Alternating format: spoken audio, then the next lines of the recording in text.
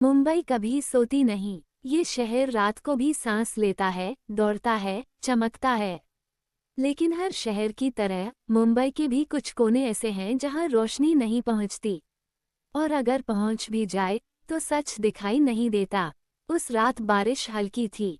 Marine drive पर सड़क चमक रही थी, जैसे किसी ने काले शीशे पर पानी छिड़क दिया हो। रात के ठीक 2:17 बजे कंट्रोल रूम की घंटी बजी। लोअर परेल, पुरानी मिल के पास, एक लड़की, हालत गंभीर है। कॉल अधूरी थी, आवाज कांप रही थी। इंस्पेक्टर आर्यन देशमुख को इस तरह की कॉल्स की आदत थी, लेकिन इस बार उसकी रीढ़ में अजीब सी ठंड दौड़ गई। जब वह मौके पर पहुंचा तो एम्बुलेंस जा चुकी थी। सड़क किनारे बिखरा हुआ एक बैग पड़ा था। मोबाइल वहीं था, लेकिन सिम कार्ड निकाला हुआ। आर्यन ने आसपास देखा, कोई हड़बड़ी नहीं, कोई चीख पुकार नहीं, बस सन्नाटा। जो भी किया गया है, उसने धीमे से कहा, सोच समझकर किया गया है। लड़की का नाम था अनन्या वर्मा, उम्र 24। एक न्यूज़ मीडिया हाउस में इंटर्न। साधारण सी प्रोफाइल, लेकिन फोन रिकॉर्ड असाधारण। एक नंबर था जो बार बार कॉल किया गया था। नाम सेव नहीं था। आखिरी मैसेज पढ़कर आर्यन कुछ पल चुप रहा। अगर मैंने सच बोल दिया तो मैं जिंदा नहीं बचूंगी। अस्पताल में अनन्या होश में थी, लेकिन बोल नहीं पा रही थी। डॉक्टर ने कहा, शरीर से ज्यादा दिमाग घायल है। आर्यन ने उसकी आंखों में देखा। डर नहीं, कुछ और था, जैसे वह किसी को बचा रही हो।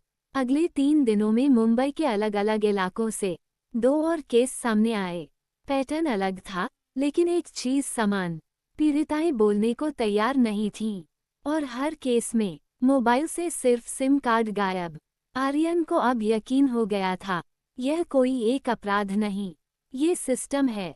जांच मीडिया हाउस तक पहुंची, वही जगह जहां अनन्या काम करती थी। ऑफिस के पुराने रिकॉर्ड खंगाले गए। 3 साल पहले एक लड़की, रिया मलिक, ने शिकायत करने की कोशिश की थी। केस कभी दर्ज नहीं हुआ।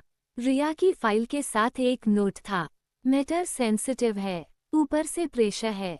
ऊपर कौन? आर्यन ने जब रिया को ढूंढा तो वह शहर छोड़ चुकी थी, लेकिन उसका पुराना लैपटॉप मिला। उसमें एक फोल्डर था, midnight files, video, audio, documents. सब कुछ किसी बड़े नाम की ओर इशारा कर रहा था। एक ऐसा नाम जो मुंबई की हाई सोसाइटी में दानवीर, इज्जतदार और शक्तिशाली माना जाता था। Kabir Malhotra, media tycoon. रात को आर्यन के फोन पर एक अनजान कॉल आई। कुछ सच ऐसे होते हैं इंस्पेक्टर, जिन्हें बाहर लाने की कीमत बहुत भारी होती है। फोन कट गया। अगले दिन अनन्या ने पहली बार बोलने की कोशिश की। उसकी आवाज कमजोर थी, लेकिन शब्द साफ। वो अकेला नहीं था, वो लोग थे, और कैमरे चालू थे। आर्यन की मुट्ठी भींच गई। ये सिर्फ अपराध नहीं था, ये शक्ति का नशा था। जांच आगे बढ़ी तो पता चला, पीड़ितों को ब्लैकमेल किया जाता था, रिकॉर्डिंग्स के जरिए, और जो बोलने की कोशिश करता, उसे खामोश कर दिया जाता। लेकिन इस बार एक गलती हो गई थी। अनन्या ने सबूत कहीं और छुपा दिए थे। एक पेन ड्राइव, जो उसने अपने पिता की पुरानी किताब में छुपा दी थी। जब वो सबूत कोर्ट में पेश हुआ, तो मुंबई की दीवारें कांप गईं। नाम बड़े थे, चेहरे जाने पहचाने। केस को दबाने की पूरी कोशिश हुई। आर्यन का ट्रांसफर ऑर्डर निकला, लेकिन तब तक देर हो चुकी थी। सच बाहर आ चुका था। कबीर मल्होत्रा की गिरफ्तारी मुंबई की सबसे शांत सुबह में हुई।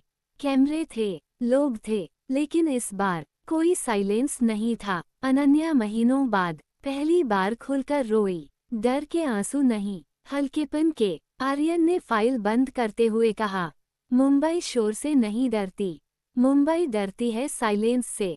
और जब साइलेंस टूटता है, तो शहर जाग जाता है। उस रात मुंबई सोई नहीं, लेकिन इस बार डर से नहीं, इंसाफ